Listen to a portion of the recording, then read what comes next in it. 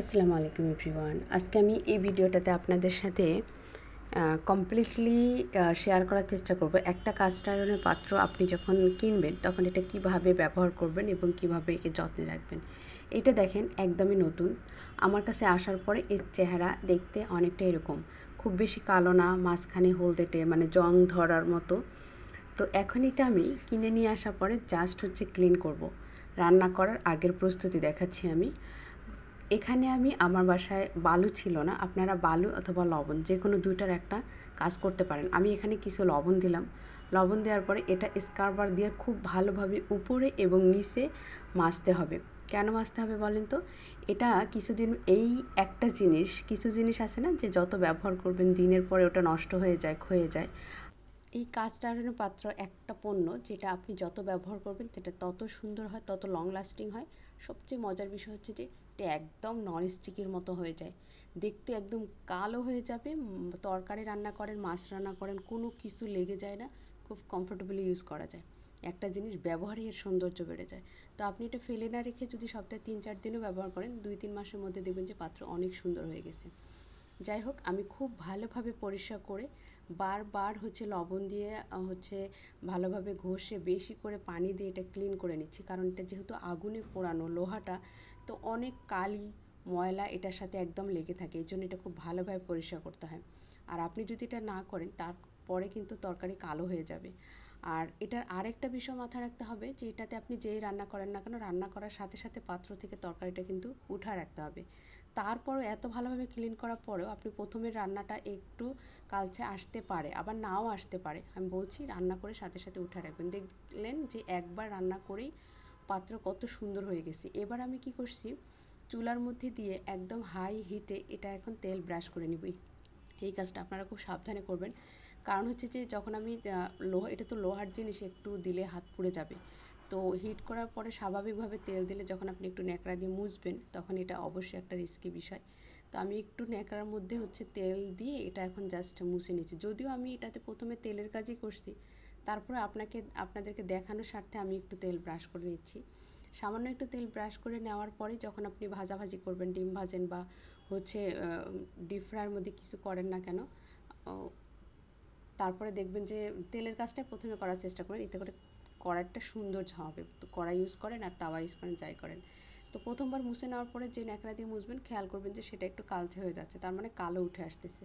এটা বলি এই কালোটা কি, এই লোহাটা হচ্ছে যে মানে একদম গলিয়ে এই হচ্ছে পাত্রটা বানানো হয়। তো স্বাভাবিকভাবে আগুনের তাপের কয়লার যে এটার যে ময়লাটা সেটাই। তো আজকে আমি এত ক্লিন করা আমি বলি, এই যে দেখেন আপনাদেরকে দেখানোর জন্য আমি এটা রান্না করছি। এটা হচ্ছে কচু ভাজি করছি, করার পর আমি কিছুক্ষণ রেখে দিয়েছিলাম। এমনি তো ফার্স্ট টাইম রান্না, সেকেন্ড টাইম হচ্ছে কিছু মানে রেখে দেওয়া। এভাবে রেখে দিলে এবং প্রথম রান্না করলে অনেকটা সময় তরকারি এরকম কালচে আসতে পারে। এটা আমি ইচ্ছা করে করছি যেন আপনাদেরকে বোঝাইতে পারি যে কাস্ট আয়রনের তরকারি রান্না করলে সেটা সাথে সাথে উঠায় রাখবেন, 1 নম্বর কথা। এবং 2-3 দিন ভালোভাবে ক্লিন করার পরে এবং ভালোভাবে সিজনিং করলে এই প্রবলেমটা আপনি ফেস করবেন না। এখানে আমি আরেকটা প্রশ্নের আপনাদেরকে উত্তর দিয়ে দিই এর মধ্যে, আপনারা যদি ইউজ না করে এই হচ্ছে কাস্ট আয়রনটা ফেলে রাখেন তাহলে কিন্তু জং ধরবে, মানে জং ধরার মতো যে হলদেটে টাইপের এটা হবে। এটা নিয়ে আপনারা মোটেও ভয় করবেন না, জাস্ট স্ক্রাবার দিয়ে বা ভিম দিয়ে ক্লিন করে অ্যাজ ইউজুয়াল তেল ব্রাশ করে রান্না করবেন, সেই রকম দেখবেন যে আগের মতো নতুনের মতো ঝকঝক করতেছে। কিন্তু আমরা এটাতে ভয় পাই কারণ এটা হচ্ছে লোহার থেকে তুলনামূলক হচ্ছে একটু ভারী।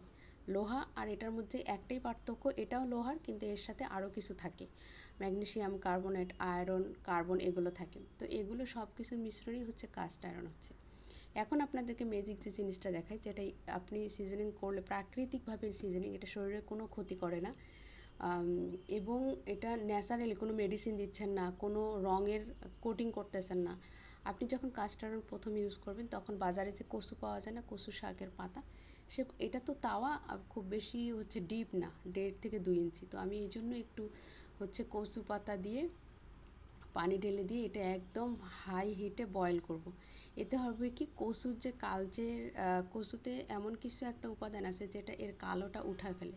আপনি যখন সেদ্ধ করবেন খেয়াল করবেন যে পানিটা একদম কালচে হয়ে গেছে, এবং ওটা ফেলে দেওয়ার পরে কড়াইটা যখন বা তাওয়াটা যখন আপনি মুছবেন, ভালোভাবে আবার পুনরায় ঘষে তেল ব্রাশ করবেন, দেখবেন যে আপনার প্রথমবারেই তাওয়া একদম ননস্টিকের মতো হয়ে গেছে, দেখতে খুবই সুন্দর হয়ে গেছে। এই কাজটা আপনারা করবেন, কচু দিয়ে করলে হচ্ছে একদম সাথে সাথে এটা মানে খুব ভালো সিজনিং হয়।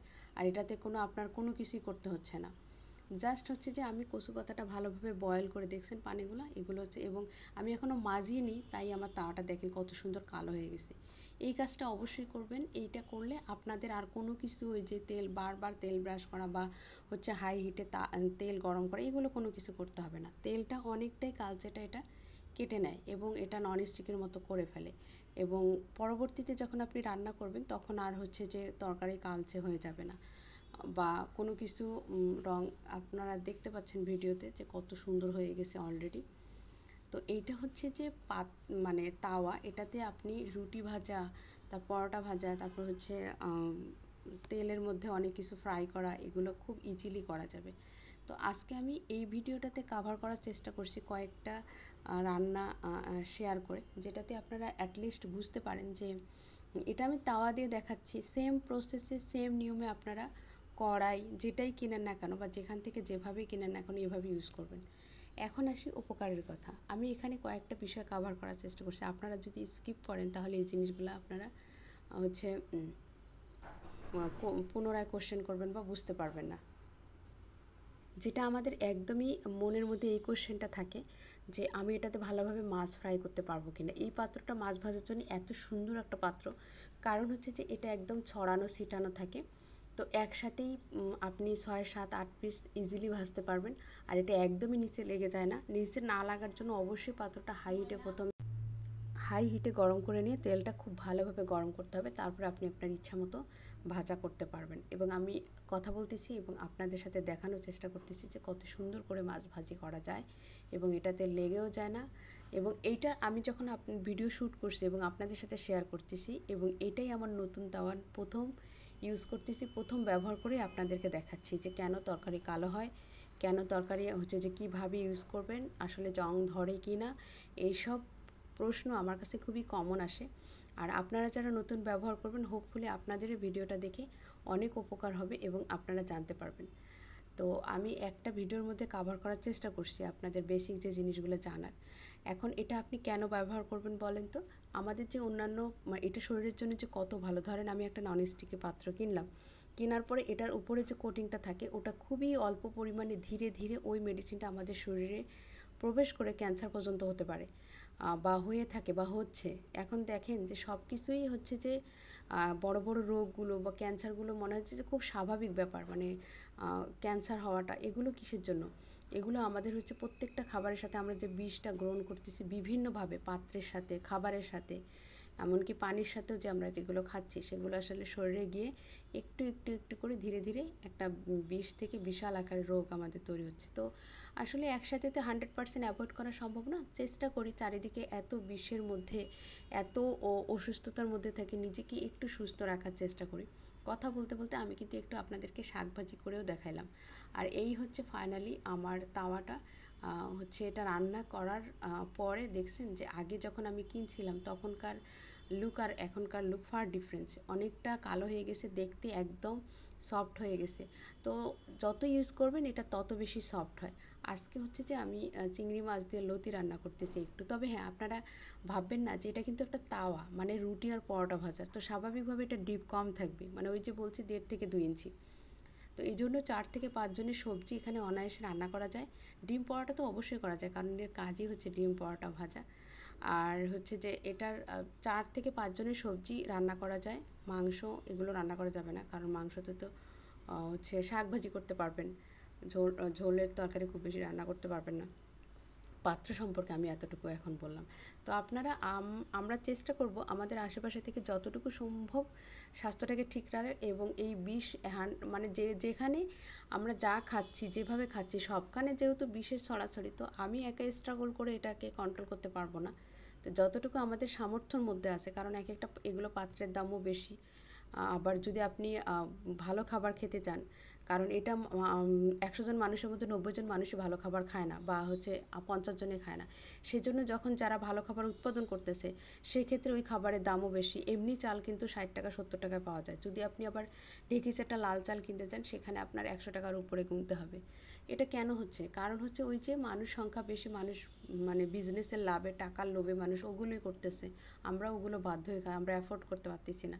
তো এই জন্য এই কথাটা বললাম যে আমাদের যতটুকু সামর্থ্যর মধ্যে আমরা চেষ্টা করব একটু সুস্থ থাকার। বাকিটা তো অবশ্যই, এবং দোয়া করতে হবে, নিজেদের জন্য দোয়া করতে হয় যে আল্লাহর সুস্থতার জন্য দোয়া করতে হয়।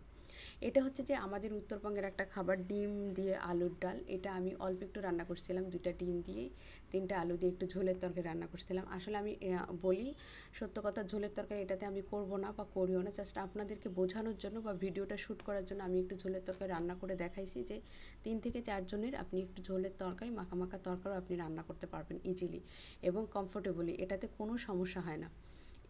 এই যে দেখেন কড়াইটা মানে তাওয়াটা কত সুন্দর হয়ে গেছে, মাত্র 4-5টা রান্না করছি এবং এটাই আমার নতুন তাওয়া ছিল।